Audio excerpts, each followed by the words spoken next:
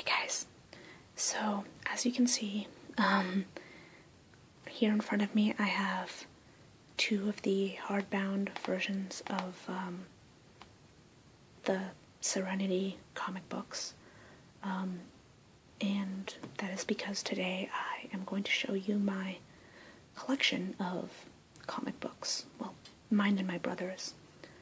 I have the stack next to me because it's so big.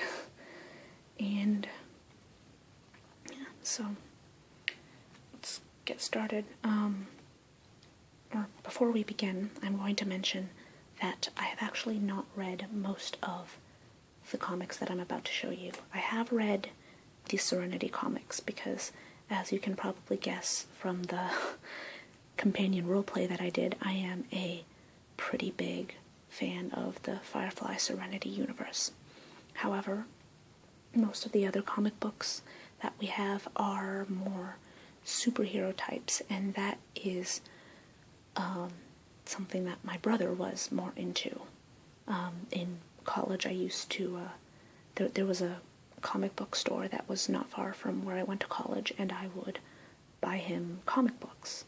And it started out with just Batman, because he was really into the Dark Knight and the Christopher Nolan Batman movies, and that got him really into Batman. So I started getting him Batman comic books and then other comic books as well, and he also picked up a few of his own. But yeah, so while I've read these Serenity comic books that I'm about to show you, the ones that I'm going to show you afterward, I have not read, although I do intend on reading them now that I actually have the time to do so. And also now that I have the access to them, whereas I didn't before. But yeah, so these are the first two, I don't know if you'd call them compendiums. They're just the hardcover versions, I guess. So Those Left Behind was a series of, I believe, 3 comics. Better Days and Other Stories are the next, I think, 3 or 4 comics. And these all take place around the events of Firefly. I think there are a few in Better Days that cover events between Firefly and Serenity, but none of them take place after Serenity. Now there is a third hardcover version, number 3. So this is one. It says on the side. This is 1. This is 2. And there is a number 3, but I currently do not own that. And number 3 is about the backstory of Shepherd Book, who is actually not on the cover. And spoilers. But if you know the series, you know who Shepherd Book is. He's the preacher character with a mysterious backstory, and in number 3 we will get to find out what that backstory is. But I do not own number 3. I've had trouble finding it in the comic book stores when I do actually have the chance to visit them. The town I currently live in, my hometown, is not as many and not as accessible comic book stores in comparison to where I live than how it was in the town I went to college in. So haven't quite gotten a hold of number 3 yet, but in time I will. The next few Firefly comics are actually in comic book form, and these were given to me by a friend. I'm borrowing them, rather, not given to me. But these actually, the Leaves on the Wind series, take place after the events of Serenity, and there are going to be 6 total. They're coming out with 1 every month. And these are the 3 that they have out right now. I believe 4 has not been released yet, but my friend is basically ordering them and then letting them borrow so I can read them. But I really just want to get the hardcover version, the compendium, once that comes out, even though I will have to wait for that. But at least I do get to read them meanwhile, so I'm not waiting, 6 months so that I can read any of these. But yeah, this is Leaves on the Wind, 1, 2, and 3. Like I said, I believe number 4 has not come out yet, but once it does, I will see how long it takes before I'm allowed to borrow it. So this is Star Wars Rite of Passage, which I've read a little bit of it, and this is actually one of the ones that I got for myself, because this character that it focuses on, Aayla Secura, is a character who I used to play a lot in the old Star Wars game, Battlefront 2. I don't know if any of you guys will remember or will have played it, but Battlefront 2 was an amazing Star Wars game for the PlayStation 2. And I used to play that with my brother all the time, and anytime I would get the chance, I would play Aayla Secura. And in the game, she has 2 lightsabers, one blue and one green. In the picture, she only has one, but she's this awesomely badass. I can't remember if it's pronounced Twi'lek or Twi'lek girl. I've looked into her a little bit about what she's like as a character and her backstory and all that, and I really love it, which is why I decided to pick this up. And yeah, the Star Wars universe is one of those that's really fascinated me. I absolutely love the depth and complexity of it. I'm pretty into sci-fi as it is, but aside from how much I've delved into the Firefly universe, I'd say Star Wars is also up there, even though I know there is far more and far deeper than I have gone. There are so many Star Wars comic books and Star Wars books, and there's the whole Clone Wars and everything, all these other series that I haven't gotten around to. But mostly, though, I really like her character. I like I tend to like them, I guess, morally gray characters.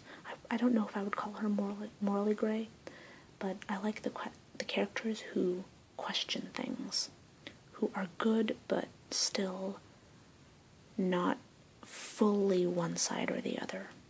So that gives you a little bit of idea of her. Now we are going to delve into my brothers. So this I got for him for his birthday one year. It's the Tim Sale Tales of the Batman. Like with all of the ones that I've purchased for him, I haven't read it, but it is very much more of the old style Batman. It's very big. Let's see if there's anything at the end that I can show you. Whoops, spoilers.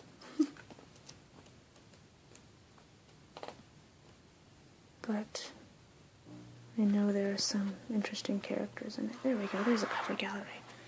Catwoman, Batman, there's Two-Face, Commissioner, Catwoman again. It looks like Joker and Batman, sort of. Batman, Joker. I believe that must be Penguin. Can't think of another villain with a top hat and a monocle, so with Batman there in the background, Batman again, Batman, Here lies Jason Todd. Oh, is that Robin? I do not know who Jason Todd is.